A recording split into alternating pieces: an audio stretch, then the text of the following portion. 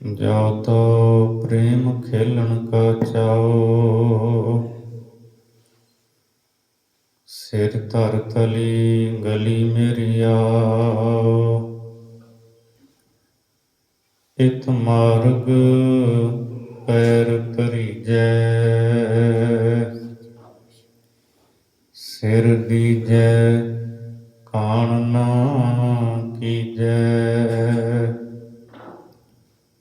इत मार्ग पैर तरीजै, सिर दीजै कान ना कीजै। परम सत्कारयोग जुगो जुग अटल चवर छत्र तख्त दे मालिक, दसां पातशाहियां दी जोत, ਧੰਨ ਸਤਿਗੁਰੂ ਸ੍ਰੀ ਗੁਰੂ ਗ੍ਰੰਥ ਸਾਹਿਬ ਸੱਚੇ ਪਾਤਸ਼ਾਹ ਜੀ ਦੀ ਪਵਿੱਤਰ ਹਜ਼ੂਰੀ ਦੇ ਅੰਦਰ ਹਾਜ਼ਰੀਆਂ ਭਰ ਰਹੀ ਗੁਰੂ ਰੂਪ ਸਾਧ ਸੰਗਤ ਜੀ, ਆਪ ਜੀ ਪਿਛਲੇ ਕੁਝ ਦਿਨਾਂ ਤੋਂ ਧੰਨ ਗੁਰੂ ਗੋਬਿੰਦ ਸਿੰਘ ਸਾਹਿਬ ਮਹਾਰਾਜ ਜੀ ਦੇ ਪਵਿੱਤਰ ਇਤਿਹਾਸ ਨੂੰ ਸਰਵਣ ਕਰ ਰਹੇ ਹੋ। ਸਤਿਗੁਰਾਂ ਦਾ ਆਨੰਦਪੁਰ ਸਾਹਿਬ ਤੋਂ ਲੈ ਕੇ ਸਰਸਾ ਤੇ ਪਰਿਵਾਰ ਦਾ ਵਿਛੋੜਾ, ਫਿਰ ਚਮਕੌਰ ਸਾਹਿਬ ਦੀ ਧਰਤੀ ਤੇ ਜੰਗ, ਸ਼ਹਾਦਤਾਂ ਦੇ ਪ੍ਰਸੰਗ ਨੂੰ ਆਪ ਜੀ ਨੇ ਸਰਵਣ ਕੀਤਾ ਹੈ। ਅੱਜ ਧੰਨ ਗੁਰੂ ਗੋਬਿੰਦ ਸਿੰਘ ਸਾਹਿਬ ਮਹਾਰਾਜ ਜੀ ਦੇ ਛੋਟੇ ਸਾਹਿਬਜ਼ਾਦੇ ਬਾਬਾ ਜ਼ੋਰਾਵਰ ਸਿੰਘ, ਬਾਬਾ ਫਤਿਹ ਸਿੰਘ ਜੀ ਦਾ ਸ਼ਹਾਦਤ ਵਾਲਾ ਦਿਨ ਹੈ। ਆਓ ਇਸ ਪ੍ਰਸੰਗ ਦੀ ਵਿਚਾਰ ਕਰ ਸਕੀਏ। ਸਭ ਤੋਂ ਪਹਿਲਾਂ ਗੁਰਫਤਿਹ ਬੁਲਾਓ, ਆਖੋ ਜੀ ਵਾਹਿਗੁਰੂ ਜੀ ਕਾ ਖਾਲਸਾ, ਵਾਹਿਗੁਰੂ ਜੀ ਕੀ ਫਤਿਹ। ਕਲਗੀਧਰ ਪਾਤਸ਼ਾਹ ਜੀ ਨੇ ਜਦੋਂ 6 ਪੋਹ ਦੀ ਰਾਤ ਨੂੰ ਆਨੰਦਗੜ੍ਹ ਦਾ ਕਿਲ੍ਹਾ ਛੱਡਿਆ, 7 ਪੋਹ ਦਾ ਅੰਮ੍ਰਿਤ ਵੇਲਾ ਸਤਿਗੁਰੂ ਜੀ ਨੇ ਸਰਸਾ ਨਦੀ ਦੇ ਕੰਢੇ ਤੇ ਬਤੀਤ ਕੀਤਾ। ਇੱਕ ਪਾਸੇ ਜੰਗ ਹੋ ਰਿਹਾ, ਇੱਕ ਪਾਸੇ ਮਹਾਰਾਜ ਆਸਾ ਦੀ ਵਾਰ ਦਾ ਕੀਰਤਨ ਕਰਦੇ ਹਨ। ਸਰਸਾ ਦੇ ਕੰਢੇ ਤੇ ਹਜੂਰ ਦਾ ਪਰਿਵਾਰ 3 ਹਿੱਸਿਆਂ ਦੇ ਵਿੱਚ ਵੰਡਿਆ ਗਿਆ। ਅੱਜ ਮੈਂ ਸਿਰਫ ਮਾਤਾ ਗੁਜਰੀ ਜੀ ਤੇ ਕਲਗੀਧਰ ਜੀ ਦੇ ਛੋਟੇ ਸਾਹਿਬਜ਼ਾਦੇ, ਉਹਨਾਂ ਦਾ ਪ੍ਰਸੰਗ ਹੀ ਆਪ ਦੇ ਨਾਲ ਅਰਜ਼ ਕਰਾਂਗਾ। ਮਾਤਾ ਗੁਜਰੀ ਜੀ ਤੇ ਦੋਨੋਂ ਛੋਟੇ ਸਾਹਿਬਜ਼ਾਦੇ ਬਾਬਾ ਜ਼ੋਰਾਵਰ ਸਿੰਘ, ਬਾਬਾ ਫਤਿਹ ਸਿੰਘ ਜੀ, ਜਦੋਂ ਸਾਰੇ ਕਾਫਲੇ ਨੇ ਸਰਸਾ ਨੂੰ ਪਾਰ ਕੀਤਾ ਹੈ, ਉਸ ਹਫੜਾ ਦਫੜੀ ਦੇ ਵਿੱਚ ਕਾਫਲੇ ਨਾਲੋਂ ਵਿਛੜ ਗਏ ਹੈ। ਤੇ ਉਸ ਦਿਨ 7 ਪੋਹ ਨੂੰ ਮਾਤਾ ਜੀ ਤੇ ਸਾਹਿਬਜ਼ਾਦੇ ਸਰਸਾ ਨੂੰ ਪਾਰ ਨਹੀਂ ਕਰ ਪਾਉਂਦੇ। ਸਰਸਾ ਦੇ ਕੰਢੇ ਕੰਢੇ ਔਜੜ ਰਾਹਾਂ ਵੱਲ ਤੁਰੇ ਜਾਂਦੇ ਐ। ਕਦੇ ਅਸੀਂ ਆਪਣੇ ਮਨ ਦੇ ਵਿੱਚ ਮਹਿਸੂਸ ਕਰਕੇ ਵੇਖੀਏ, ਅੱਤ ਦੀ ਸਰਦੀ ਹੈ, ਠੰਡੀਆਂ ਹਵਾਵਾਂ ਸਰੀਰ ਨੂੰ ਚੀਰਦੀਆਂ ਪਈਆਂ ਹਨ, ਬੱਦਲਵਾਈ ਹੈ, ਮੀਂਹ ਵੀ ਪੈਂਦਾ ਹੈ। ਮਾਤਾ ਜੀ ਆਪਣੇ ਦੋਨਾਂ ਹੀ ਪੋਤਿਆਂ ਨੂੰ ਲੈ ਕਰਕੇ ਸਰਸਾ ਦੇ ਕੰਢੇ ਕੰਢੇ ਤੁਰੇ ਜਾਂਦੇ ਹੈ ਕਿ ਦੁਸ਼ਮਣ ਦੀ ਫੌਜ ਭਾਲਦਿਆਂ ਹੋਇਆਂ ਕਿਤੇ ਇੱਧਰ ਨੂੰ ਨਾ ਆ ਜਾਵੇ। ਸਾਹਿਬਜ਼ਾਦਿਆਂ ਦੀਆਂ ਸਰੀਰਕ ਉਮਰਾਂ ਛੋਟੀਆਂ ਹਨ, ਪਰ ਸੁਰਤ ਦਾ ਟਿਕਾ ਹੈ ਉਹਨਾਂ ਦੇ ਕੋਲ। ਸਾਹਿਬਜ਼ਾਦਿਆਂ ਦਾ ਸਰੀਰ ਤੇ ਮਾਤਾ ਜੀ ਦਾ ਬਜ਼ੁਰਗ ਸਰੀਰ, ਬੁੱਢੜਾ ਸਰੀਰ, ਜਿਹੜੇ ਰਾਹ ਮਾਤਾ ਜੀ ਤੇ ਸਾਹਿਬਜ਼ਾਦੇ ਤੈਅ ਕਰ ਰਹੇ ਨੇ, ਸਾਹਿਬਜ਼ਾਦਿਆਂ ਤੇ ਮਾਤਾ ਜੀ ਦਾ ਸਰੀਰ ਇਹਨਾਂ ਰਾਹਾਂ ਦਾ ਹਾਣੀ ਨਹੀਂ ਸੀ, ਪਰ ਫਿਰ ਵੀ ਇਹ ਰਸਤੇ ਤੈਅ ਕਰਨੇ ਪਏ। ਸਰਸਾ ਦੇ ਕੰਢੇ ਚਲਦਿਆਂ ਚਲਦਿਆਂ, ਜਿੱਥੇ ਇਹ ਸਰਸਾ ਸਤਲੁਜ ਦਰਿਆ ਦੇ ਵਿੱਚ ਪੈਂਦੀ ਹੈ, ਮਾਤਾ ਜੀ ਤੇ ਸਾਹਿਬਜ਼ਾਦਿਆਂ ਨੇ ਜਿਹੜੀ 7 ਪੋਹ ਦੀ ਰਾਤ ਹੈ, ਉਹ ਸਤਲੁਜ ਤੇ ਸਰਸਾ ਦੇ ਕੰਢੇ ਤੇ ਬਤੀਤ ਕੀਤੀ ਹੈ। ਚੱਕ ਢੇਰਾ ਪਿੰਡ ਦਾ ਨਾਂ ਹੈ, ਇੱਥੇ ਪੱਤਣ ਪੈਂਦਾ ਸੀ। ਇੱਥੇ ਸਤਲੁਜ ਤੇ ਸਰਸਾ ਦੇ ਕੰਢੇ ਤੇ ਇੱਕ ਮਲਾਹ ਰਹਿੰਦਾ ਹੈ, ਆਪਣੀ ਝੌਂਪੜੀ ਦੇ ਵਿੱਚ, ਅਤ ਦਾ ਗਰੀਬ ਸੀ।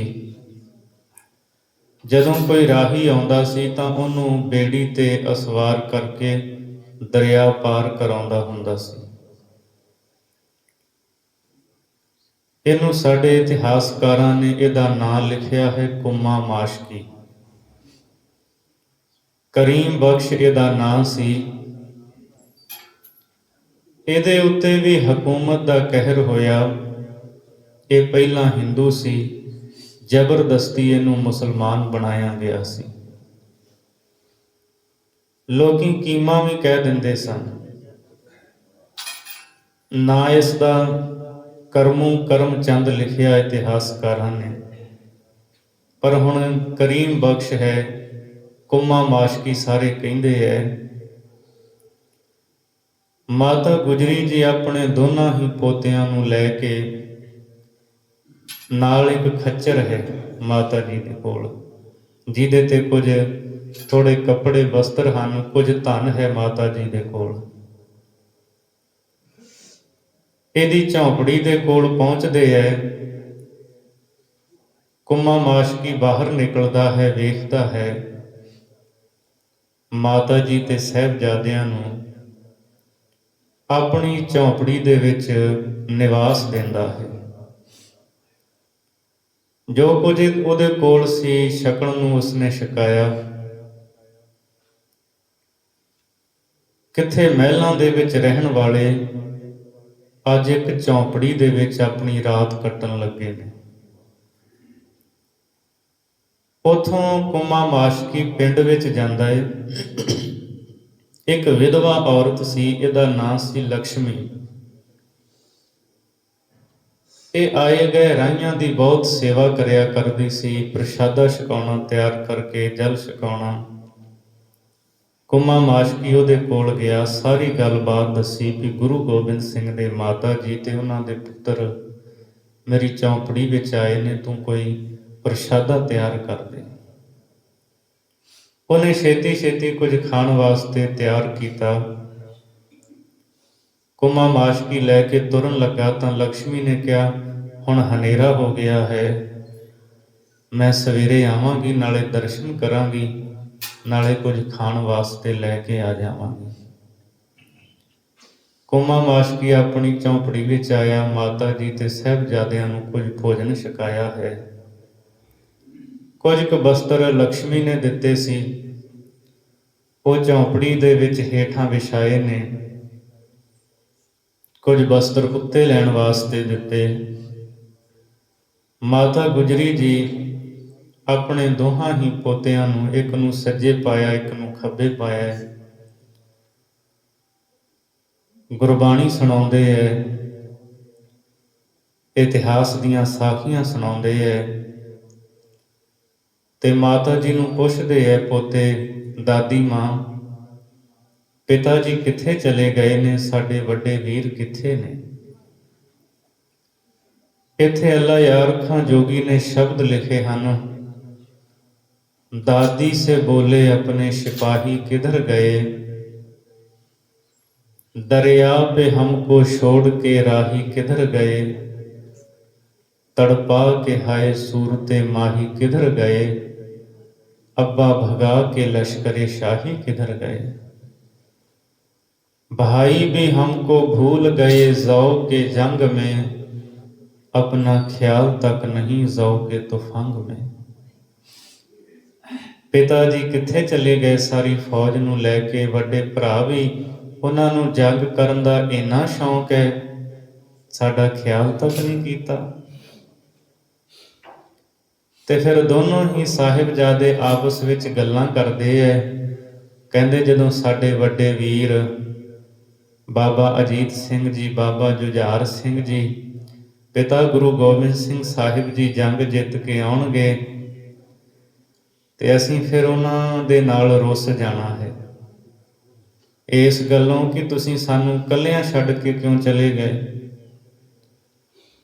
ਸਾਡੀਆਂ ਮਾਤਾਵਾਂ ਮਿਲਣਗੀਆਂ, ਅਸੀਂ ਮਾਂ ਦੇ ਨਾਲ ਰੁੱਸ ਜਾਣਾ ਹੈ ਵੀ ਮਾਂ ਤੂੰ ਸਾਨੂੰ ਇਕੱਲਿਆਂ ਨੂੰ ਛੱਡ ਕੇ ਕਿਉਂ ਚਲੀ ਗਈ। जब रन अजीत जीत के तशरीफ लाएंगे, अब्बा के साथ जो जिस घड़ी जुझार आएंगे। करके गिला हर एक से हम रूठ जाएंगे, माता कभी पिता कभी भाई मनाएंगे। वो गले से लगा के हमको कहेंगे बार बार, मान जाओ लेकिन हम नहीं मानेंगे जिन्हार। ਫਿਰ ਸਾਨੂੰ ਉਹ ਗਲੇ ਦੇ ਨਾਲ ਲਾ ਲਾ ਕੇ ਕਹਿਣਗੇ ਵੀ ਪੁੱਤਰੋ ਹੁਣ ਕਾਹਦਾ ਗੁੱਸਾ, ਹੁਣ ਤਾਂ ਤੁਸੀਂ ਮੰਨ ਜਾਓ। ਕਹਿੰਦੇ ਫਿਰ ਉਹਨਾਂ ਦੇ ਕੋਲੋਂ ਇੱਕ ਵਾਅਦਾ ਕਰਾਵਾਂਗੇ, ਪਿਤਾ ਗੁਰੂ ਦੇ ਕੋਲੋਂ ਤੇ ਵੱਡੇ ਵੀਰਾਂ ਦੇ ਕੋਲੋਂ ਕਹਾਂਗੇ ਵੀ ਹੁਣ ਅੱਗੇ ਤੋਂ ਕਦੇ ਵੀ ਸਾਨੂੰ ਇਸ ਤਰ੍ਹਾਂ ਛੱਡ ਕੇ ਨਾ ਜਾਇਓ। इकरार लेंगे सबसे भुलाना ना फिर कभी, बार दिगर छोड़ के सताना ना फिर कभी, अकेले छोड़ के जाना ना फिर कभी। ਉਹਨਾਂ ਤੋਂ ਵਾਅਦਾ ਕਰਾਵਾਂਗੇ ਸਾਨੂੰ ਕਦੇ ਵੀ ਇਕੱਲਿਆਂ ਛੱਡ ਕੇ ਨਾ ਜਾਇਓ। ਦਾਦੀ ਮਾਂ ਆਪਣੇ ਦੋਹਾਂ ਪੋਤਿਆਂ ਦੀਆਂ ਗੱਲਾਂ ਸੁਣਦੇ ਐ, ਹੌਕੇ ਲੈਂਦੇ ਐ, ਦਿਲ ਭਰ ਭਰ ਆਉਂਦਾ ਹੈ। ਦਾਦੀ ਮਾਂ ਕੀ ਦੱਸੇ ਕਿੱਥੇ ਨੇ ਤੁਹਾਡੇ ਪਿਤਾ, ਤੁਹਾਡੀਆਂ ਮਾਵਾਂ, ਤੁਹਾਡੇ ਵੀਰ। ਮਹਿਲਾਂ ਦੇ ਵਿੱਚ ਸੌਣ ਵਾਲੇ ਅੱਜ ਇੱਕ ਝੌਂਪੜੀ ਦੇ ਵਿੱਚ 7 ਪੋਹ ਦੀ ਰਾਤ ਕੱਟ ਰਹੇ ਨੇ। ਸਾਰੀ ਰਾਤ ਮਾਤਾ ਜੀ ਇਹੀ ਮਨ ਵਿੱਚ ਖਿਆਲ ਕਰਦੇ ਰਹੇ ਕਿੱਥੇ ਹੋਣਗੇ ਸਾਰੇ। ਸੋਚਾਂ ਸੋਚਦਿਆਂ ਹੋਇਆਂ ਨੀਂਦ ਆ ਗਈ। ਦੋਹੇ ਹੀ ਪੋਤੇ ਮਾਤਾ ਜੀ ਨੂੰ ਜੱਫੀ ਪਾ ਕੇ ਸੌਂ ਗਏ। 8 ਪੋਹ ਦਾ ਅੰਮ੍ਰਿਤ ਵੇਲਾ ਹੋਇਆ ਹੈ। ਮਾਤਾ ਜੀ ਉੱਠੇ ਨੇ, ਆਪਣੇ ਪੋਤਿਆਂ ਨੂੰ ਉਠਾਇਆ। ਦਿਨ ਚੜ੍ਹਿਆ ਤੇ ਜਿਹੜੀ ਲక్ష్ਮੀ ਨਾਂ ਦੀ ਔਰਤ ਸੀ ਉਹ ਕੁਝ ਭੋਜਨ ਤਿਆਰ ਕਰਕੇ ਲਿਆਈ ਹੈ। ਮਾਤਾ ਜੀ ਤੇ ਸਾਹਿਬਜ਼ਾਦਿਆਂ ਨੂੰ ਆ ਕੇ ਉਹਨੇ ਨਮਸਕਾਰ ਕੀਤੀ, ਭੋਜਨ ਛਕਾਇਆ। ਇੱਥੇ ਹੀ ਫਿਰ ਆ ਕੇ ਸਾਧ ਸੰਗਤ ਗੰਗੂ ਬ੍ਰਾਹਮਣ ਮਿਲਦਾ ਹੈ ਤੇ ਉਹ ਮਨ ਵਿੱਚ ਵੀ, ਉਹਦੇ ਮਨ ਵਿੱਚ ਲਾਲਚ ਹੈ। ਗੱਲਾਂ ਕਰਦਾ ਭਰੋਸਾ ਇਹ ਦਿਵਾਉਂਦਾ ਹੈ ਮਾਤਾ ਜੀ ਨੂੰ ਵੀ ਮੈਂ ਗੁਰੂ ਗੋਬਿੰਦ ਸਿੰਘ ਸਾਹਿਬ ਜੀ ਦੇ ਕੋਲ ਤੁਹਾਨੂੰ, ਤੁਹਾਡੇ ਪੋਤਿਆਂ ਨੂੰ ਲੈ ਕੇ ਜਾਵਾਂਗਾ, ਮੇਲ ਕਰਾਵਾਂਗਾ। 8 ਪੋਹ ਨੂੰ ਮਾਤਾ ਜੀ ਤੇ ਸਾਹਿਬਜ਼ਾਦਿਆਂ ਨੂੰ ਲੈ ਕੇ ਗੰਗੂ ਬ੍ਰਾਹਮਣ ਤੁਰਦਾ ਹੈ। ਦਰਿਆ ਪਾਰ ਕਰਕੇ ਰੋਪੜ ਵਾਲੇ ਪਾਸੇ ਨੂੰ ਤੁਰਦਾ ਹੈ। ਤੇ ਜਦ ਮਾਤਾ ਜੀ ਤੁਰਦੇ ਹੈ ਨਾ, ਤੇ ਲక్ష్ਮੀ ਨਾਂ ਦੀ ਜਿਹੜੀ ਔਰਤ ਸੀ ਉਹਨੂੰ ਮਾਤਾ ਜੀ ਸੋਨੇ ਦੀਆਂ ਚੂੜੀਆਂ ਦਿੰਦੇ ਐ। ਕੁੰਮੇ ਮਾਸ਼ਕੀ ਨੂੰ ਵੀ ਕੁਝ ਧਨ ਦਿੰਦੇ ਐ ਤੇ ਕੁੰਮਾ ਮਾਸ਼ਕੀ ਇਸ ਭਰੋਸੇ ਮਾਤਾ ਜੀ ਤੇ ਸਾਹਿਬਜ਼ਾਦਿਆਂ ਨੂੰ ਗੰਗੂ ਬ੍ਰਾਹਮਣ ਦੇ ਨਾਲ ਤੋਰ ਦਿੰਦਾ ਹੈ ਕਿ ਇਹ ਆਨੰਦਪੁਰ ਦੇ ਵਿੱਚ ਲੰਗਰ ਵਿੱਚ ਸੇਵਾਦਾਰ ਰਿਹਾ ਹੈ।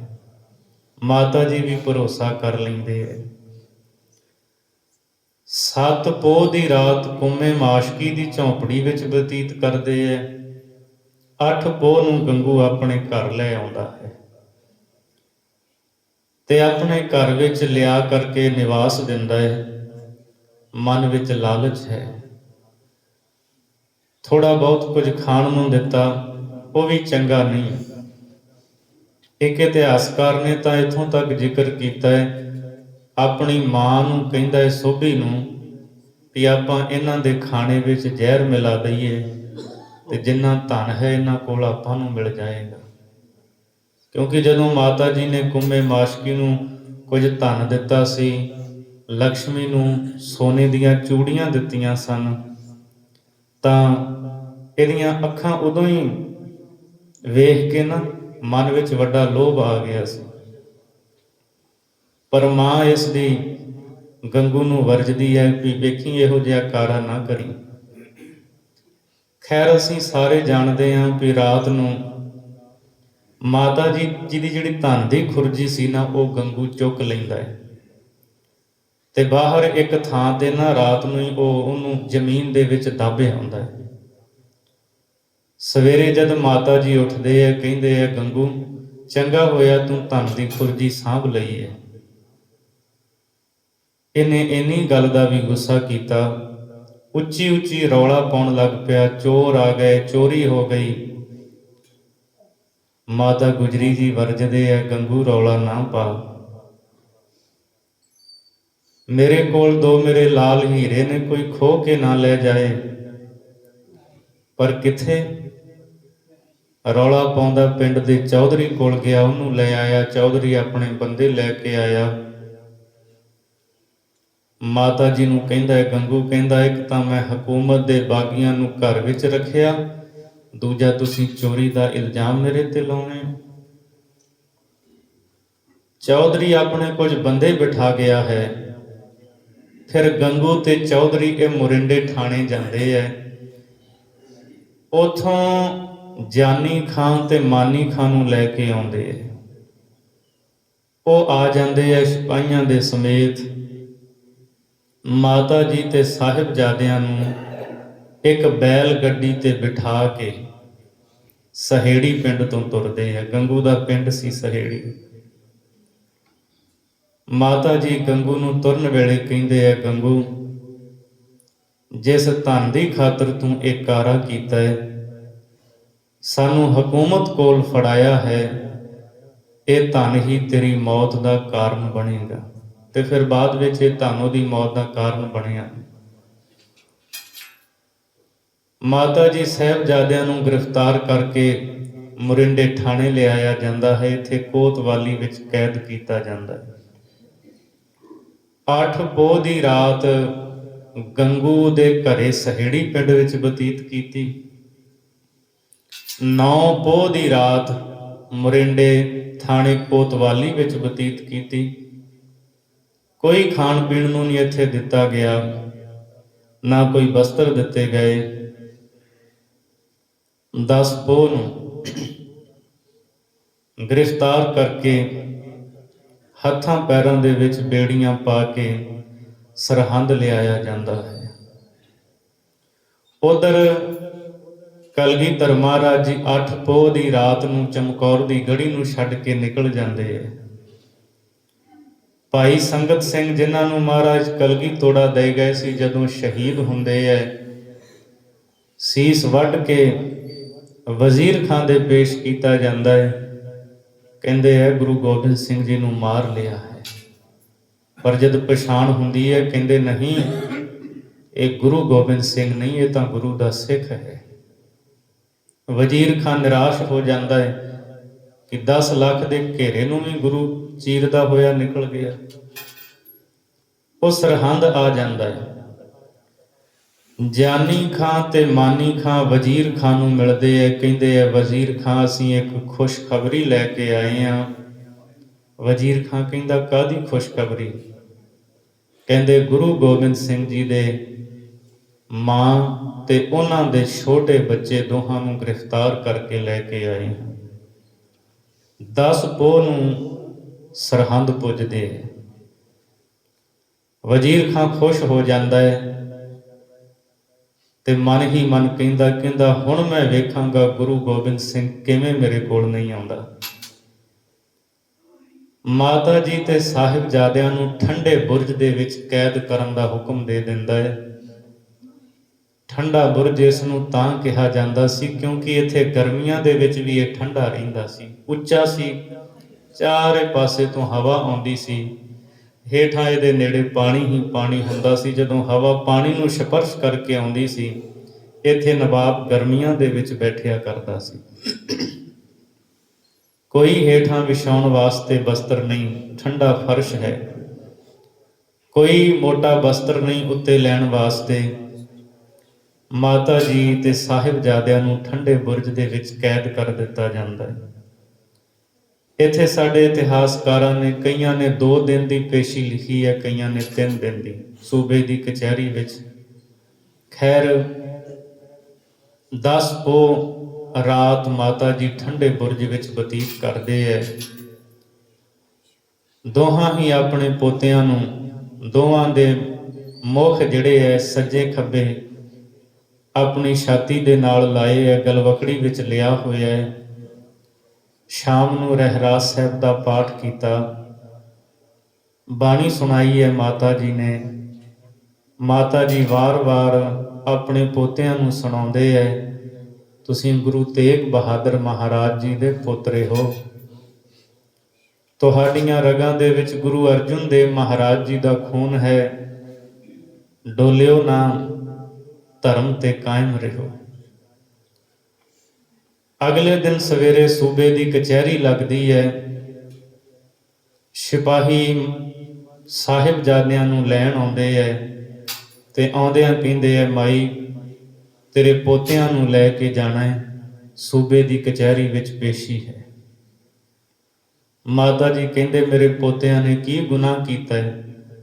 ਕਹਿੰਦੇ ਸਾਨੂੰ ਇਸ ਗੱਲ ਦਾ ਪਤਾ ਨਹੀਂ, ਅਸੀਂ ਤਾਂ ਹੁਕਮ ਮੰਨਣ ਵਾਲੇ ਹਾਂ। ਮਾਤਾ ਜੀ ਆਪਣੇ ਦੋਨਾਂ ਹੀ ਪੋਤਰਿਆਂ ਨੂੰ ਸਿਪਾਹੀਆਂ ਦੇ ਨਾਲ ਤੋਰ ਦਿੰਦੇ ਹੈ।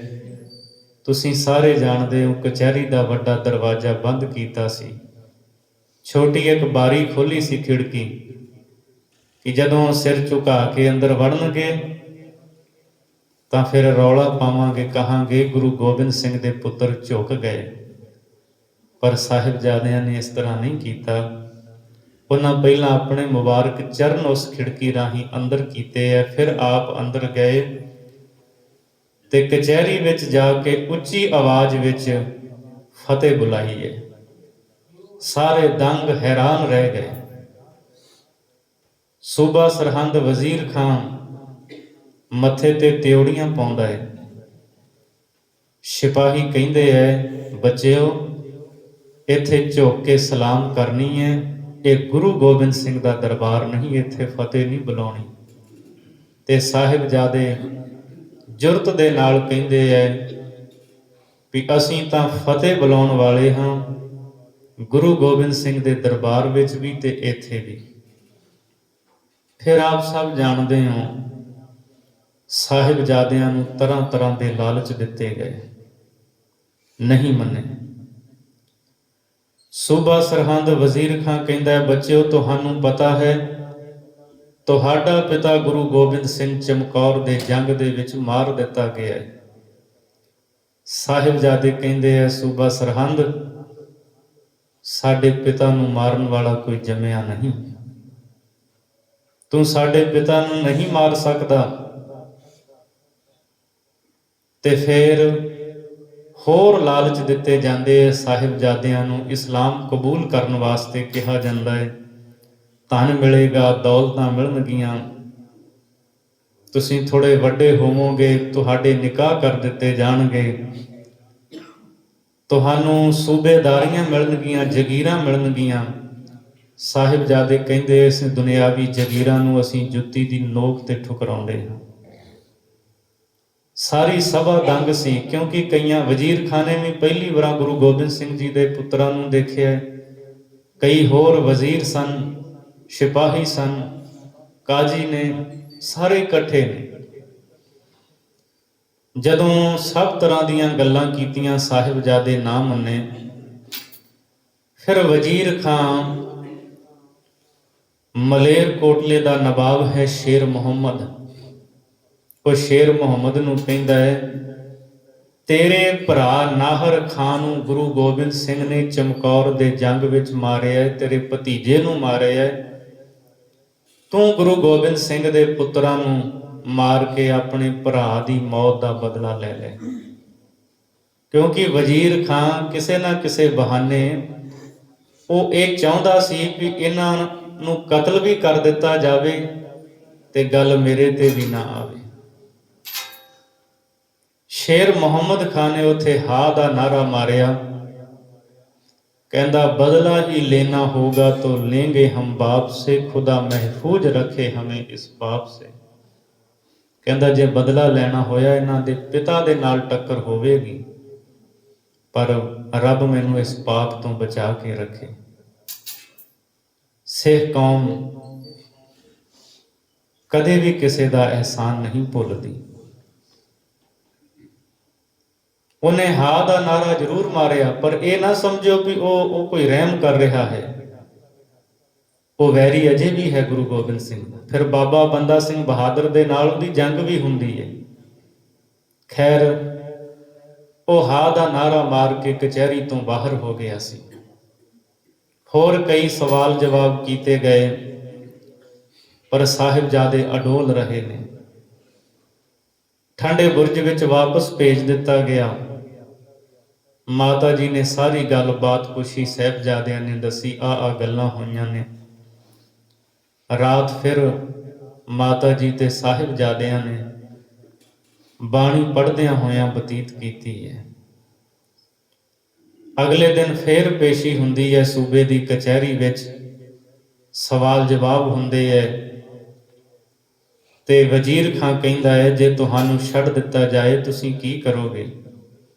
ਕਹਿੰਦੇ ਅਸੀਂ ਆਪਣੇ ਪਿਤਾ ਸਤਿਗੁਰੂ ਨੂੰ ਮਿਲਾਂਗੇ, ਖਿੰਡੇ ਪੁੰਡੇ ਸਿੰਘ ਇਕੱਠੇ ਕਰਾਂਗੇ ਤੇ ਜ਼ੁਲਮ ਦੇ ਖਿਲਾਫ ਜੰਗ ਲੜਾਂਗੇ, ਤੇਰੀ ਸਰਹੰਦ ਨੂੰ ਆ ਕੇ ਘੇਰਾ ਪਾਵਾਂਗੇ।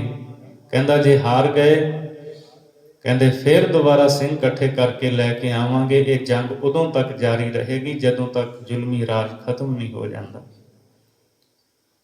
ਕੋਲ ਬੈਠਾ ਹੈ ਦੀਵਾਨ ਸੁੱਚਾ ਨੰਦ। ਉਹ ਕੁਝ ਐਸੇ ਸਵਾਲ ਪੁੱਛਦਾ ਹੈ, ਸਾਹਿਬਜ਼ਾਦੇ ਬੀਕਤਾ ਦੇ ਨਾਲ ਜਵਾਬ ਦਿੰਦੇ ਹੈ ਤੇ ਦੀਵਾਨ ਸੁੱਚਾ ਨੰਦ ਕਹਿੰਦਾ, ਵੇਖਿਆ ਵਜ਼ੀਰ ਖਾਂ, ਇਹ ਬਾਗੀ ਨੇ ਬਾਗੀ। ਨਾਲ ਹੀ ਉਹ ਕਹਿੰਦਾ ਸੱਪ ਨੂੰ ਮਾਰਨਾ ਤੇ ਸਪੋਲੀਏ ਨੂੰ ਪਾਲਣਾ ਇਹ ਸਿਆਣਪ ਨਹੀਂ ਹੁੰਦੀ। ਸੱਪ ਦੇ ਬੱਚੇ ਸੱਪ ਹੀ ਹੁੰਦੇ ਹੈ, ਭੇੜੀਏ ਦਾ ਬੱਚਾ ਭੇੜੀਆ ਹੀ ਹੁੰਦਾ ਹੈ। ਇਹ ਹਕੂਮਤ ਦੇ ਬਾਗੀ ਨੇ। ਪ੍ਰਿੰਸੀਪਲ ਸਤਬੀਰ ਸਿੰਘ ਨੇ ਇੱਕ ਗੱਲ ਦਾ ਜ਼ਿਕਰ ਕੀਤਾ ਹੈ, ਕਹਿੰਦੇ ਗ੍ਰੰਥ ਮਿਰਗੇਸ ਦੇ ਵਿੱਚ ਇਹ ਪਰਖਣ ਲਈ ਵੀ ਇਹ ਬਾਗੀ ਹਨ ਜਾਂ ਬੱਚੇ। ਬਾਹਰ 3 ਦੁਕਾਨਾਂ ਲਾਈਆਂ ਗਈਆਂ, ਇੱਕ ਖਿਡੌਣਿਆਂ ਦੀ, ਇੱਕ ਮਠਿਆਈ ਦੀ ਤੇ ਇੱਕ ਸ਼ਸਤਰਾਂ ਦੀ। ਕਹਿੰਦੇ ਜੇ ਬੱਚੇ ਹੋਏ ਮਠਿਆਈ ਤੇ ਖਿਡੌਣਿਆਂ ਤੇ ਪਰਚ ਜਾਣਗੇ, ਜੇ ਬਾਗੀ ਹੋਏ ਸ਼ਸਤਰਾਂ ਨੂੰ ਫੜ ਲੈਣਗੇ। ਜਦੋਂ ਬਾਹਰ ਲਿਆਂਦਾ ਗਿਆ ਤੇ ਦੋਨੋਂ ਹੀ ਸਾਹਿਬਜ਼ਾਦਿਆਂ ਨੇ, ਇੱਕ ਨੇ ਤਲਵਾਰ ਚੁੱਕ ਲਈ, ਇੱਕ ਨੇ ਬੰਦੂਕ ਚੁੱਕ ਲਈ। ਕਹਿੰਦਾ ਇਸ ਦੀਵਾਨ ਸੁੱਚਾ ਨੰਦ ਕਹਿੰਦਾ, ਵੇਖੋ ਇਹ ਬੱਚੇ ਨਹੀਂ, ਇਹ ਬਾਗੀ ਹਨ। ਫਿਰ ਵਜ਼ੀਰ ਖਾਂ ਕਾਜੀ ਤੋਂ ਫਤਵਾ ਦਵਾਉਂਦਾ ਹੈ ਵੀ ਇਹਨਾਂ ਨੂੰ ਜਿਉਂਦਿਆਂ ਨੀਹਾਂ ਵਿੱਚ ਚਿਣ ਕੇ ਕਤਲ ਕਰ ਦਿੱਤਾ ਜਾਏ। ਪਹਿਲਾਂ ਕਾਜੀ ਤੋਂ ਪੁੱਛਿਆ ਜਾਂਦਾ, ਉਹ ਅਸਮਰੱਥਾ ਦੱਸਦਾ ਹੈ ਵੀ ਇਸਲਾਮ ਦੀ ਜਿਹੜੀ ਸ਼ਰ੍ਹਾ ਹੈ ਉਹ ਬੱਚਿਆਂ ਨੂੰ ਇਸ ਤਰ੍ਹਾਂ ਸਜ਼ਾ ਦੇਣ ਦੀ ਹੱਕ ਦੇ ਵਿੱਚ ਨਹੀਂ ਹੈ। ਇਹਨਾਂ ਨੂੰ ਕੋਈ ਸਜ਼ਾ ਨਹੀਂ ਦਿੱਤੀ ਜਾ ਸਕਦੀ, ਇਹ ਬੱਚੇ ਨੇ। ਪਰ ਹਕੂਮਤ ਦੇ ਬਾਗੀ ਗਰਦਾਨ ਕੇ ਨੀਹਾਂ ਦੇ ਵਿੱਚ ਚਿਣ ਕੇ ਸ਼ਹੀਦ ਕਰਨ ਦਾ ਫਤਵਾ ਜਾਰੀ ਕਰ ਦਿੱਤਾ ਜਾਂਦਾ ਹੈ। ਮਾਤਾ ਜੀ ਦੇ ਕੋਲ ਆਉਂਦੇ ਆ ਸਾਹਿਬਜ਼ਾਦੇ ਠੰਡੇ ਬੁਰਜ ਵਿੱਚ। ਮਾਤਾ ਜੀ ਨੂੰ ਸਾਰੀ ਗੱਲਬਾਤ ਦੱਸਦੇ ਆ। ਮਾਤਾ ਜੀ ਪੁੱਛਦੇ ਹੈ ਤਾਂ ਕਹਿੰਦੇ ਆ, ਮਾਂ ਸਾਨੂੰ ਜਿਉਂਦਿਆਂ ਨੂੰ ਨੀਹਾਂ ਵਿੱਚ ਚਿਣ ਕੇ ਸ਼ਹੀਦ ਕਰਨ ਦਾ ਫਤਵਾ ਜਾਰੀ ਕਰ ਦਿੱਤਾ ਗਿਆ ਹੈ। ਮਾਤਾ ਜੀ ਅਡੋਲ ਰਹਿੰਦੇ ਹੈ, ਮਸਤਕ ਚੁੰਮਦੇ ਹੈ। ਤੇ ਅਸੀਂ ਇੱਥੇ ਬਾਬਾ ਮੋਤੀ ਰਾਮ ਨੂੰ ਵੀ ਨਹੀਂ ਭੁੱਲ ਸਕਦੇ। ਆਪ ਸਭ ਜਾਣਦੇ ਹੋ, ਜਿਹਨੇ ਆਪਣੀ ਘਰਵਾਲੀ ਦੇ ਗਹਿਣੇ ਜਿਹੜੇ ਸੀ ਉਹ ਸਿਪਾਹੀਆਂ ਨੂੰ ਦੇ ਕੇ ਰਾਤ ਵੇਲੇ ਸਾਹਿਬਜ਼ਾਦਿਆਂ ਨੂੰ ਤੇ ਮਾਤਾ ਜੀ ਨੂੰ ਦੁੱਧ ਛਕਾਇਆ ਸੀ।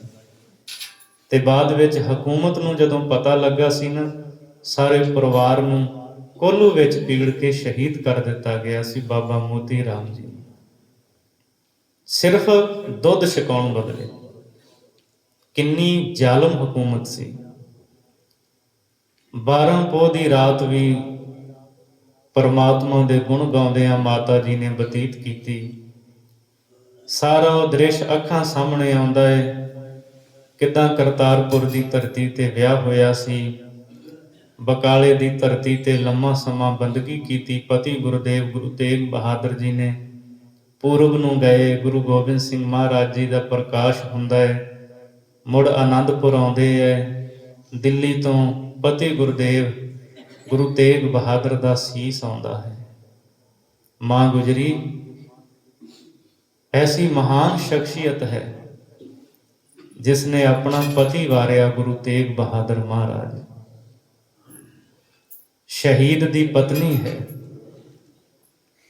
ਚਾਰੇ ਪੋਤੇ ਵਾਰੇ ਨੇ, ਚਾਰੇ ਸ਼ਹੀਦ ਪੋਤਿਆਂ ਦੀ ਦਾਦੀ ਹੈ। ਪੁੱਤਰ ਸ਼ਹੀਦ ਗੁਰੂ ਗੋਬਿੰਦ ਸਿੰਘ ਜੀ, ਸ਼ਹੀਦ ਦੀ ਮਾਂ ਹੈ। ਬੀਬੀ ਵੀਰੋ ਜੋ ਨਨਾਣ ਹਨ, ਬੀਬੀ ਵੀਰੋ ਦੇ 5 ਪੁੱਤਰ ਸ਼ਹੀਦ, ਉਹ 5 ਸ਼ਹੀਦਾਂ ਦੀ ਮਾਮੀ ਹੈ। ਮਾਂ ਗੁਜਰੀ ਵਰਗਾ ਕੌਣ ਹੈ? ਕਿੰਨੇ ਦੁਖੜੇ ਝੱਲੇ ਨੇ ਮਾਂ ਗੁਜਰੀ ਨੇ ਆਪਣੇ ਤਨ ਤੇ, ਕਦੇ ਪਤੀ ਦਾ ਸੀਸ ਤੇ ਅੱਜ ਪੋਤਿਆਂ ਨੂੰ ਤੋਰਨ ਲੱਗੀ ਹੈ। 13 ਪੋਹ ਦਾ ਦਿਨ ਚੜਿਆ, ਸਿਪਾਹੀ ਲੈਣ ਵਾਸਤੇ ਆਏ ਨੇ। ਮਾਤਾ ਗੁਜਰੀ ਜੀ ਨੇ ਆਪਣੇ ਦੋਨਾਂ ਹੀ ਪੋਤਿਆਂ ਨੂੰ ਤਿਆਰ ਕੀਤਾ ਹੈ। ਜੋ ਕੋਲ ਬਸਤਰ ਸੀ, ਸਾਡੇ ਇਤਿਹਾਸ ਨੇ ਲਿਖਿਆ, ਨੀਲੇ ਬਾਣੇ ਪਾਏ ਨੇ ਮਾਤਾ ਜੀ ਨੇ। ਪੋਤਿਆਂ ਦੇ ਸੀਸ ਤੇ ਸੋਹਣੀਆਂ ਦਸਤਾਰਾਂ ਸਜਾਈਆਂ, ਕਲਗੀ ਲਾਈ ਹੈ। ਤੋਰਨ ਵੇਲੇ ਘੁੱਟ ਕੇ ਦਾਦੀ ਮਾਂ ਨੂੰ ਜੱਫੀ ਪਾ ਕੇ ਮਿਲੇ ਨੇ। ਕਦੇ ਮਹਿਸੂਸ ਕਰਿਓ ਇਹਨੂੰ ਆਪਣੇ ਆਪ ਤੇ ਵੀ ਮਾਂ ਗੁਜਰੀ ਨੇ ਕਿਵੇਂ ਪੋਤਿਆਂ ਨੂੰ ਤੋਰਿਆ ਹੋਵੇਗਾ। ਪਰ ਕੀ ਕਰ ਸਕਦੇ ਸੀ। आओ जाने से पहले गले लगा तो लूं, केसों को कंघी करूं मुंह धुला तो लूं, जाने से पहले तुमको दूल्हा बना तो लूं। इशनान भी नहीं उत्थे होया होना ठंडे बुरज विच, ते जे पानी दिता भी होवेगा अत दा ठरिया बर्फ वर्गा मूँह धोण वास्ते।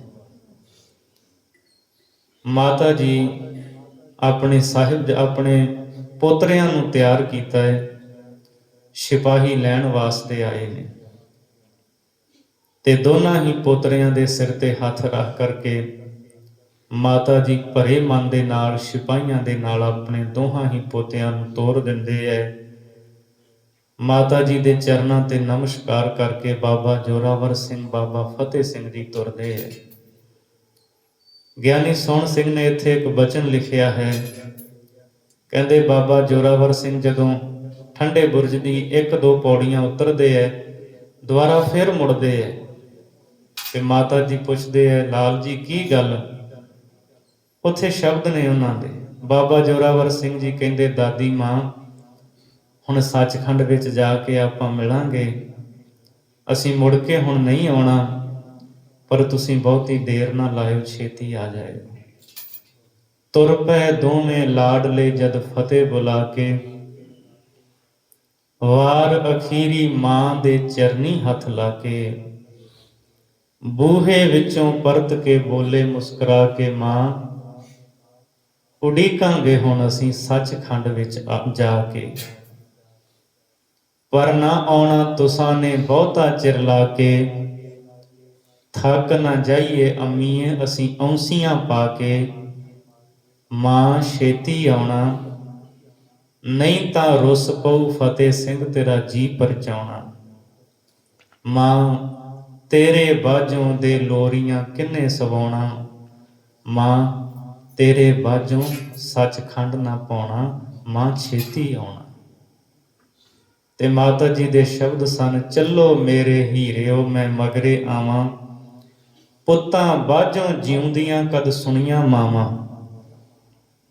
ਪੁੱਤਰਾਂ ਦੁਆਲੇ ਰਾਮ ਕਾਰ ਮਾਵਾਂ ਦੀਆਂ ਬਾਹਾਂ, ਜਿੱਧਰ ਉੱਡਦੇ ਹੰਸ ਉਧਰ ਜਾਂਦੀਆਂ ਛਾਵਾਂ, ਵੇ ਲੋਕੋ ਤੋਰ ਕਰਦੀਆਂ ਰੌਣਕਾਂ ਮੈਂ ਸੱਚਖੰਡ ਵਸਾਵਾਂ। ਦੋਨੋਂ ਹੀ ਪੋਤਰੇ ਵਿਦਾ ਹੋ ਕੇ ਤੁਰੇ ਨੇ। ਨੀਹਾਂ ਵਿੱਚ ਚਿਣਨ ਲਈ ਕੋਈ ਨਾ ਮਿਲੇ। ਸਮਾਣੇ ਦੇ ਸ਼ਾਸਲ ਬੇਗ ਤੇ ਬਾਸ਼ਲ ਬੇਗ, ਇਹਨਾਂ ਦਾ ਮੁਕੱਦਮਾ ਚੱਲਦਾ ਸੀ ਸੂਬੇ ਦੀ ਕਚਹਿਰੀ 'ਚ। ਇਹਨਾਂ ਨੇ ਕਿਹਾ ਜੀ ਸਾਡਾ ਮੁਕੱਦਮਾ ਖਾਰਜ ਕੀਤਾ ਜਾਏ, ਰਫਾ ਦਫਾ ਕੀਤਾ ਜਾਏ, ਇਹ ਕੰਮ ਅਸੀਂ ਕਰਾਂਗੇ। ਸ਼ਾਸਲ ਬੇਗ ਤੇ ਬਾਸ਼ਲ ਬੇਗ ਸਾਹਮਣੇ ਆਏ। ਫੇਰ ਵਾਰ-ਵਾਰ ਸਾਹਿਬਜ਼ਾਦਿਆਂ ਨੂੰ ਕਿਹਾ ਜਾਂਦਾ ਹੈ, ਇਸਲਾਮ ਕਬੂਲ ਕਰ ਲਵੋ, ਤੁਹਾਨੂੰ ਛੱਡ ਦਿੱਤਾ ਜਾਏਗਾ। ਸਾਹਿਬਜ਼ਾਦੇ ਕਹਿੰਦੇ ਐ, सच को मिटाओगे तो मिटोगे जहान से, डरता नहीं अकाल किसी शहनशाह की शान से, उपदेश अपना सुन लो जरा दिल के कान से, हम कह रहे हैं तुमको खुदा की जुबान से। रब नहीं डरदा, वो दिन दूर नहीं जदों तुहाडा ये जुल्मी राज खत्म हो जाएगा। ਸ਼ਾਸਲ ਬੇਗ ਤੇ ਬਾਸ਼ਲ ਬੇਗ ਨੇ ਸਾਹਿਬਜ਼ਾਦਿਆਂ ਨੂੰ ਨੀਹਾਂ ਵਿੱਚ ਚਿਣਨਾ ਸ਼ੁਰੂ ਕੀਤਾ ਹੈ। ਸਾਡਾ ਇਤਿਹਾਸ ਕਹਿੰਦਾ ਹੈ, ਜਦੋਂ ਕੰਧ ਗੋਡਿਆਂ ਤੱਕ ਆਈ ਹੈ, ਕਹਿੰਦੇ ਇੱਟ ਨਹੀਂ ਤੋੜੀ ਗਈ, ਤੇਸੀ ਦੇ ਨਾਲ ਸਾਹਿਬਜ਼ਾਦਿਆਂ ਦੀਆਂ ਜਿਹੜੇ ਆ ਗੋਡੇ ਚੱਪਣੀਆਂ ਹੁੰਦੀਆਂ ਨੇ, ਇਹਨਾਂ ਨੂੰ ਕੱਟਿਆ ਗਿਆ ਹੈ। ਅੱਤ ਦੀ ਸਰਦੀ, ਤੁਸੀਂ ਵੇਖੋ ਠੰਡ ਦੇ ਵਿੱਚ ਜਦੋਂ ਤੇਸੀ ਵੱਜੀ ਹੋਵੇਗੀ, ਦਰਦ ਕਿੰਨਾ ਹੋਇਆ ਹੋਵੇਗਾ। ਬਾਬਾ ਜੋਰਾਵਰ ਸਿੰਘ, ਬਾਬਾ ਫਤਿਹ ਸਿੰਘ ਅਡੋਲ ਨੇ ਕੰਧ ਉਸਾਰਦੇ ਗਏ, ਇੱਟਾਂ ਚਿਣਦੇ ਗਏ, ਛਾਤੀ ਤੱਕ ਠੋਡੀ ਤੱਕ ਜਦੋਂ ਤਾਂ ਕੰਧ ਹੋਈ ਹੈ, ਦੋਹੇ ਹੀ ਕੋਮਲ ਜਿੰਦਾਂ ਕੰਧ ਦੇ ਵਿੱਚ ਸਮਾ ਗਈਆਂ ਨੇ। ਫਿਰ ਕੰਧ ਡਿੱਗੀ ਹੈ, ਉਹਦੇ ਤੋਂ ਬਾਅਦ ਫਿਰ ਹੋਸ਼ ਵਿੱਚ ਲਿਆਇਆ ਜਾਂਦਾ ਹੈ ਤੇ ਫਿਰ ਖੰਜਰ ਦੇ ਨਾਲ ਸਾਹਿਬਜ਼ਾਦਿਆਂ ਦੀ ਸਾਹ ਰਗ ਨੂੰ ਕੱਟ ਕਰਕੇ ਉਹਨਾਂ ਨੂੰ ਸ਼ਹੀਦ ਕੀਤਾ ਜਾਂਦਾ ਹੈ। ਧੰਨ ਗੁਰੂ ਗੋਬਿੰਦ ਸਿੰਘ ਸਾਹਿਬ ਮਹਾਰਾਜ, ਤੇਰੇ ਪੁੱਤਰਾਂ ਦੀ ਸ਼ਹਾਦਤ ਨੂੰ ਅਸੀਂ ਕਦੇ ਨਹੀਂ ਭੁੱਲ ਸਕਦੇ। 13 ਪੋਹ ਦਾ ਆ ਦਿਨ ਸਾਨੂੰ ਕਦੇ ਨਹੀਂ ਭੁੱਲਦਾ। 8 ਪੋਹ ਤੇ 13 ਪੋਹ, 8 ਪੋਹ ਨੂੰ ਵੱਡੇ ਸਾਹਿਬਜ਼ਾਦਿਆਂ ਦੀ ਸ਼ਹਾਦਤ ਹੁੰਦੀ ਹੈ, 13 ਪੋਹ ਨੂੰ ਛੋਟੇ ਸਾਹਿਬਜ਼ਾਦਿਆਂ ਦੀ। ਇਹ 6 ਕੁ ਦਿਨ ਬਣਦੇ ਹੈ।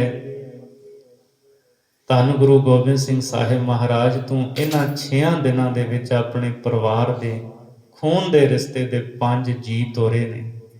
4 ਪੁੱਤ ਤੇ ਬੁੱਢੜੀ ਮਾਂ ਮਾਤਾ ਗੁਜਰੀ।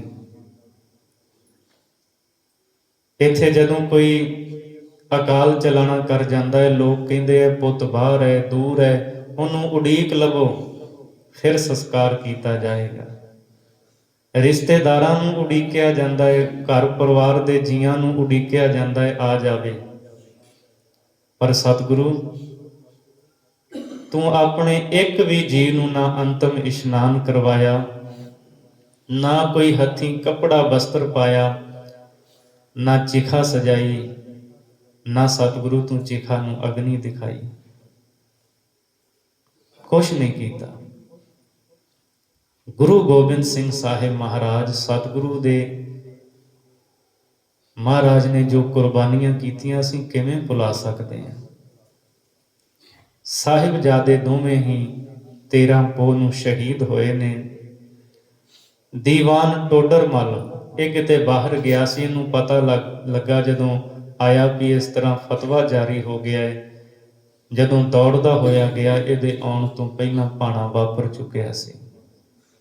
ਸਾਹਿਬਜ਼ਾਦਿਆਂ ਨੂੰ ਸ਼ਹੀਦ ਕੀਤਾ ਜਾ ਚੁੱਕਾ ਸੀ। ਦੌੜ ਕੇ ਠੰਡੇ ਬੁਰਜ ਵਿੱਚ ਮਾਂ ਗੁਜਰੀ ਕੋਲ ਜਾਂਦਾ ਹੈ ਤੇ ਮਾਤਾ ਦੇ ਚਰਨਾਂ ਤੇ ਸਿਰ ਰੱਖ ਕੇ ਰੋਣ ਲੱਗ ਪੈਂਦਾ ਹੈ। ਮਾਤਾ ਜੀ ਪੁੱਛਦੇ ਨੇ, ਕੀ ਗੱਲ ਹੈ? ਦੀਵਾਨ ਟੋਡਰ ਮੱਲ ਕਹਿੰਦਾ ਹੈ, ਮਾਂ ਮੈਂ ਤੇਰੇ ਪੋਤਿਆਂ ਨੂੰ ਬਚਾ ਨਹੀਂ ਸਕਿਆ, ਦੋਵਾਂ ਨੂੰ ਸ਼ਹੀਦ ਕਰ ਦਿੱਤਾ ਗਿਆ ਹੈ ਨੀਹਾਂ ਵਿੱਚ ਚਿਣ ਕਰਕੇ।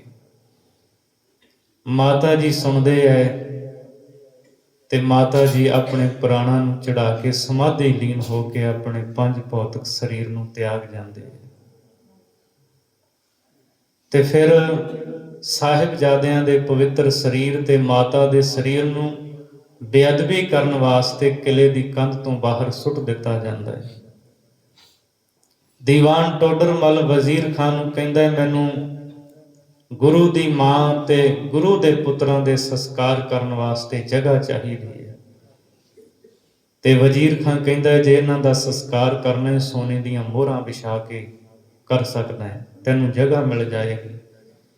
ਜੋਤੀ ਸਰੂਪ ਵਾਲਾ ਜਿਹੜਾ ਪਵਿੱਤਰ ਅਸਥਾਨ ਹੈ ਦੀਵਾਨ ਟੋਡਰ ਮੱਲ, ਇੱਥੇ ਸੋਨੇ ਦੀਆਂ ਮੋਹਰਾਂ ਵਿਛਾਉਂਦਾ ਹੈ। ਇੱਕ ਇਤਿਹਾਸਕਾਰ ਨੇ ਤਾਂ ਲਿਖਿਆ ਹੈ, ਉਸ ਵਕਤ 1 ਕਰੋੜ ਤੇ 8 ਲੱਖ ਦੀਆਂ ਮੋਹਰਾਂ ਦੀਵਾਨ ਟੋਡਰ ਮੱਲ ਨੇ ਖੜੇ ਰੁੱਖ ਮੋਹਰਾਂ ਵਿਛਾਈਆਂ। ਪਹਿਲਾਂ ਸਿੱਧੀਆਂ ਐ ਜ਼ਮੀਨ ਤੇ ਰੱਖੀਆਂ ਵਿਛਾਉਣ ਲੱਗਾ, ਉਹ ਕਹਿੰਦਾ ਨਹੀਂ ਏਦਾਂ ਨਹੀਂ, ਖੜੇ ਰੁੱਖ। ਉਹਨੇ ਕਿਹਾ ਮੇਰੇ ਕੋਲ ਇੰਨਾ ਧਨ ਇੰਨੀ ਦੌਲਤ ਕਿਸ ਕੰਮ, ਜੇ ਗੁਰੂ ਦੇ ਪੁੱਤਰਾਂ ਤੇ ਮਾਂ ਦਾ ਸਰੀਰ ਹੀ ਨਾ ਮੈਂ ਸਾਂਭ ਸਕਿਆ। ਨਾਲ ਬਾਬਾ ਮੋਤੀ ਰਾਮ ਨੂੰ ਉਸਨੇ ਲਿਆ। ਦੀਵਾਨ ਟੋਡਰ ਮੱਲ ਨੇ ਜੋਤੀ ਸਰੂਪ ਵਾਲੇ ਅਸਥਾਨ ਤੇ ਮਾਤਾ ਗੁਜਰੀ ਜੀ, ਸਤਿਗੁਰੂ ਕਲਗੀਧਰ ਮਹਾਰਾਜ ਜੀ ਦੇ ਦੋਨੋਂ ਹੀ ਪੁੱਤਰ ਬਾਬਾ ਜੋਰਾਵਰ ਸਿੰਘ ਤੇ ਬਾਬਾ ਫਤਿਹ ਸਿੰਘ ਜੀ ਦਾ ਅੰਤਮ ਸੰਸਕਾਰ ਕੀਤਾ। ਫਿਰ ਅਸਥ ਉੱਥੇ ਹੀ ਗਾਗਰ ਵਿੱਚ ਪਾ ਕੇ ਹੇਠਾਂ ਦੱਬ ਦਿੱਤੇ ਗਏ ਜ਼ਮੀਨ ਦੇ ਵਿੱਚ। ਧੰਨ ਗੁਰੂ ਗੋਬਿੰਦ ਸਿੰਘ ਸਾਹਿਬ ਮਹਾਰਾਜ ਸਤਿਗੁਰੂ ਨੂੰ, ਸਤਿਗੁਰੂ ਦੇ ਮਾਤਾ ਸਾਹਿਬਜ਼ਾਦਿਆਂ ਨੂੰ ਨਮਸਕਾਰ ਕਰੀਏ।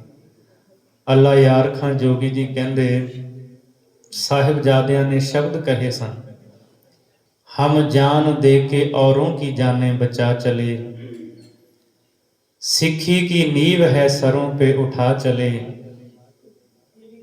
सिंहों की सल्तनत का पौधा लगा चले, गद्दी से तख्तो ताज बस अब कौम पाएगी, दुनिया में जालमों का निशान तक मिटाएगी। अगे लिखते ने अपनी नज़म नूं इत्थे पूरा करते हैं, जोगी जी इसके बाद बस हुई थोड़ी देर थी, बस्ती शहर सरहंद की ईंटों का ढेर थी। फिर बाबा बंदा सिंह बहादुर ने सुच्चा नंद वजीर खान ਨੂੰ ਇਹਨਾਂ ਦੀ ਕੀਤੀ ਦਾ ਫਲ ਦਿੱਤਾ ਸੀ ਸਨ 1710 ਦੇ ਵਿੱਚ। ਤੇ ਜਿੱਥੇ ਸਾਹਿਬਜ਼ਾਦਿਆਂ ਦੀ ਸ਼ਹਾਦਤ ਹੋਈ, ਨੀਹਾਂ ਵਿੱਚ ਚਿਣਿਆ ਗਿਆ, ਇੱਥੇ ਹੀ ਫਿਰ ਫਤਿਹ ਦਾ ਨਿਸ਼ਾਨ ਚੁਲਾਇਆ ਸੀ, ਫਤਿਹਗੜ੍ਹ ਸਾਹਿਬ ਬਣ ਗਿਆ। ਸਤਿਗੁਰੂ ਕਲਗੀਧਰ ਮਹਾਰਾਜ ਜੀ ਦੇ ਇਹਨਾਂ 6 ਦਿਨਾਂ ਦੇ ਵਿੱਚ ਘਰ ਦੇ 5 ਜੀ ਗਏ, 5 ਪਿਆਰਿਆਂ ਵਿੱਚੋਂ 3 ਪਿਆਰੇ ਹੋਰ ਬੇਅੰਤ ਸਿੰਘਾਂ ਦੀਆਂ ਸ਼ਹਾਦਤਾਂ ਹੋਈਆਂ ਨੇ। ਫਿਰ ਆਪ ਸਭ ਜਾਣਦੇ ਹੋ, ਮਹਾਰਾਜ ਮਾਛੀਵਾੜੇ ਤੋਂ ਉੱਚ ਦਾ ਪੀਰ ਬਣ ਕੇ ਜਾਂਦੇ ਹੈ ਤੇ ਕਈ ਗੁਰਸਿੱਖਾਂ ਨੂੰ ਨਿਹਾਲ ਕਰਦੇ, ਕਈਆਂ ਦੀ ਪਰਖ ਵੀ ਹੁੰਦੀ ਹੈ, ਸਤਿਗੁਰੂ ਨੂੰ ਮਿਲਣ ਹੀ ਨਹੀਂ ਆਉਂਦੇ ਹਕੂਮਤ ਤੋਂ ਡਰਦੇ ਹੋਏ। ਪਾਤਸ਼ਾਹ ਜੀ ਜਦੋਂ ਰਾਏ ਕੱਲੇ ਕੋਲ ਪਹੁੰਚਦੇ ਹੈ ਤੇ ਰਾਏ ਕੱਲੇ ਨੂੰ ਮਹਾਰਾਜ ਕਹਿੰਦੇ ਆਪਣਾ ਕੋਈ ਬੰਦਾ ਭੇਜ। ਉਹ ਨੂਰੇ ਮਾਹੀ ਨੂੰ ਭੇਜਦਾ ਹੈ ਸਰਹੰਦ। ਉਹ ਖਬਰ ਲੈ ਕੇ ਕਲਗੀਧਰ ਜੀ ਦੇ ਕੋਲ ਆਉਂਦਾ, ਸੁਨੇਹਾ ਦਿੰਦਾ ਹੈ। ਤੇ ਇੱਥੇ ਇੱਕ ਅਦੀਬ ਦਾ ਕਥਨ ਹੈ, ਸਰਹੰਦ ਚੋਂ ਸੁਨੇਹਾ ਮਿਲਿਆ ਕਿ ਲਾਲ ਟੁਰ ਗਏ, ਦੋਵੇਂ ਸ਼ਹੀਦ ਹੋ ਗਏ, 9 ਨਿਹਾਲ ਟੁਰ ਗਏ। ਸੂਬੇ ਨੇ ਦੋਹਾਂ ਨੂੰ ਕੰਧਾਂ 'ਚ ਨਪੀੜ ਦਿੱਤਾ ਹੈ, ਕੋਮਲ ਸ਼ਰੀਰ ਇੱਟਾਂ ਵਿੱਚ ਪੀੜ ਦਿੱਤਾ ਹੈ। ਸੁਣ ਕੇ ਇਹ ਗੱਲ ਸਾਰੀ ਉਹ ਮੁਸਕਰਾ ਕੇ ਉੱਠਿਆ। ਉਸ ਪਾਤਸ਼ਾਹ ਨੇ ਨੂਰੇ ਕੋਲ ਆ ਕੇ ਪੁੱਛਿਆ, ਨੂਰਿਆ ਤੂੰ ਰੂਬਰੂ ਸੈਂ, ਕੋਈ ਗੱਲ ਨਾ ਲੁਕਾਵੀਂ, ਤੂੰ ਸੱਚ ਸੱਚ ਦਸੀ, ਕੋਈ ਕਹਿਰ ਨਾ ਕਮਾਵੀਂ। ਕੋਈ ਹਿੰਜ ਤੇ ਨਾ ਕੇਰੀ, ਕੋਈ ਆ ਤੇ ਨਾ ਕੱਢੀ, ਮੇਰੇ ਲਾਲਾ ਨੇ ਉੱਚੀ ਸਾਹ ਤੇ ਨਾ ਕੱਢੀ। ਜਦ ਤੇਸੀ ਦੇ ਨਾਲ ਸੱਟ ਲੱਗੀ ਸੀ ਕਰਾਰੀ, ਮੇਰੇ ਫਤਿਹ ਨੇ ਉਦੋਂ ਚੀਖ ਤੇ ਨਾ ਮਾਰੀ। ਕਹਿੰਦੇ ਇਹ ਕਹਿਣ ਦਾ ਅੰਦਾਜ਼ ਵੀ ਉਹਦਾ ਵੱਖਰਾ ਸੀ, ਜੋ ਕਲਗੀ ਵਾਲੇ ਨੇ ਵਜਾਇਆ ਉਹ ਸਾਜ਼ ਵੱਖਰਾ ਸੀ। ਪੁੱਤਰਾਂ ਦੀ ਸ਼ਹਾਦਤ ਦੀ ਖਬਰ ਜਦ, ਮਾਤਾ ਦੀ ਸ਼ਹਾਦਤ ਦੀ ਖਬਰ ਨੂਰਾ ਮਾਹੀ ਸਤਿਗੁਰੂ ਕਲਗੀਧਰ ਨੂੰ ਸੁਣਾਉਂਦਾ ਹੈ, ਤਾਂ ਮਹਾਰਾਜ ਅਕਾਲ ਪੁਰਖ ਦਾ ਸ਼ੁਕਰਾਨਾ ਕਰਦੇ ਹੈ। ਤੀਰ ਦੀ ਨੋਕ ਦੇ ਨਾਲ ਇੱਕ ਕਾਹੀ ਦੇ ਬੂਟੇ ਨੂੰ ਪੁੱਟਦਿਆਂ ਹੋਇਆਂ ਕਹਿੰਦੇ ਹੈ, ਜ਼ੁਲਮ ਰਾਜ ਦੀ ਜੜ ਪੁੱਟੀ ਗਈ। ਪਿਆਰੇ ਦਇਆ ਸਿੰਘ ਭਾਈ ਮਾਨ ਸਿੰਘ ਨਾਲ ਨੇ, ਅੱਖਾਂ 'ਚ ਹੰਝੂ ਆ ਜਾਂਦੇ ਐ। ਸਤਿਗੁਰੂ ਵੱਡੇ ਵੀ ਸਾਹਿਬਜ਼ਾਦੇ ਸ਼ਹੀਦ ਹੋ ਗਏ, ਛੋਟੇ ਵੀ। ਤੇ ਗੁਰੂ ਗੋਬਿੰਦ ਸਿੰਘ ਮਹਾਰਾਜ ਕਹਿੰਦੇ ਐ, ਪਿਆਰੇ ਦਇਆ ਸਿੰਘ, ਢਹਿੰਦੇ ਦੇਸ਼ ਦਾ ਜਦੋਂ ਸਹਾਰਾ ਨਹੀਂ ਸੀ, ਪਿਤਾ ਉਦੋਂ ਇਸ ਦੇਸ਼ ਤੋਂ ਵਾਰਿਆ ਮੈਂ। ਮਾਂ ਗੁਜਰੀ ਵਿੱਚ ਸਰਹੰਦ ਗੁਜਰੀ, ਸਮਾਂ ਗੁਜਰਿਆ ਜਿਵੇਂ ਗੁਜ਼ਾਰਿਆ ਮੈਂ। ਚਾਰ ਪੁੱਤਰ ਸਨ ਬਖਸ਼ੇ ਪਰਮਾਤਮਾ ਨੇ, ਜੋੜਾ ਜੋੜਾ ਕਰਕੇ ਉਹ ਵੀ ਵਾਰਿਆ ਮੈਂ। ਮਤ ਮੈਨੂੰ ਸ਼ਹਿਨਸ਼ਾਹ ਕਹੋ ਸਿੱਖੋ, ਕਿਸ਼ਤਾਂ ਵਿੱਚ ਤਾਂ ਕਰਜ਼ ਉਤਾਰਿਆ ਮੈਂ। ਸਤਿਗੁਰੂ ਦੇ ਲਾਲਾਂ ਨੂੰ, ਮਾਤਾ ਜੀ ਦੀ ਸ਼ਹਾਦਤ ਨੂੰ ਕੋਟਾਨ ਕੋਟ ਪ੍ਰਣਾਮ ਹੈ। ਸਾਰੇ ਮੂਲ ਮੰਤਰ ਦਾ ਜਾਪ ਕਰਿਓ, ਵਾਹਿਗੁਰੂ ਗੁਰਮੰਤਰ ਦਾ ਜਾਪ ਕਰਿਓ, ਮਹਿਸੂਸ ਕਰਿਓ ਉਹ ਦ੍ਰਿਸ਼ ਸਾਡੀਆਂ ਅੱਖਾਂ ਦੇ ਸਾਹਮਣੇ ਆਵੇ ਜਦ ਸਾਹਿਬਜ਼ਾਦੇ ਸ਼ਹਾਦਤ ਨੂੰ ਪ੍ਰਾਪਤ ਕਰਦੇ ਹੈ। ਭੁੱਲਾਂ ਦੀ ਖਿਮਾ ਬਖਸ਼ਣੀ। ਵਾਹਿਗੁਰੂ ਜੀ ਕਾ ਖਾਲਸਾ, ਵਾਹਿਗੁਰੂ ਜੀ ਕੀ ਫਤਿਹ। ਤੋ ਠਾਕੁਰ